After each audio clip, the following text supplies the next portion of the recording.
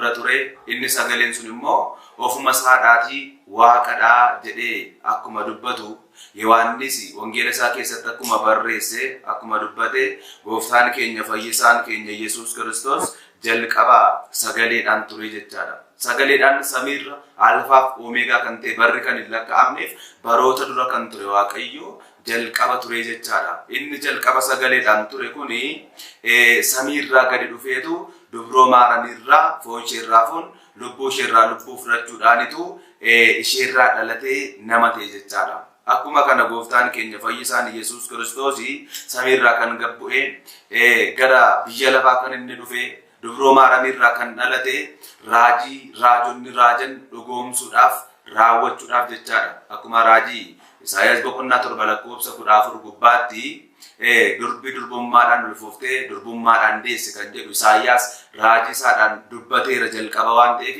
raajii kana dhugoomsuuf jechaadha. Akkuma kana Addaamiin fayyisuudhaaf waadaa Addaamiif gale sana raawwachuudhaaf